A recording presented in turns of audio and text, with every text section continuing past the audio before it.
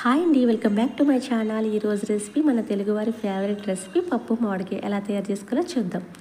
ఒక గ్లాస్ కందిపప్పును తీసుకుని శుభ్రంగా కడిగి హాఫ్ అన్ అవర్ ముందు నానబెట్టుకున్నాను. అలాగే 4-5 పచ్చిమిర్చి కూడా ఘాట్లు పెట్టుకుని వేసుకోవాలి. సన్నగా తరిగిన మామిడికాయ ముక్కలు, 1 table spoon salt, half table spoon పసుపు కూడా వేసుకోవాలి. అలాగే తగినంత వాటర్ కూడా వేసుకుని మూత పెట్టుకుని ఒక 5 విజిల్స్ వచ్చే వరకు మనము పప్పును ఉడికించుకోవాలి.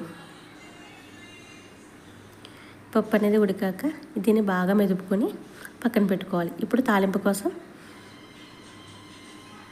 2 టేబుల్ స్పూన్ ఆయిల్ వేసుకుని శనగపప్పు, మినపప్పు, దంచిన వెల్లుల్లి, 2 ఎండుమిరపకాయలు, 1 రెమ్మ కరివేపాకు కూడా వేసుకోవాలి. అలాగే కొంచెం ఇంగువ, హాఫ్ టేబుల్ స్పూన్ కారం కూడా వేసుకుని ఒకసారి బాగా కలుపుకొని తాలింపు అనేది వేగాక మనం పప్పులో తాలింపు అనేది వేసుకోవాలి.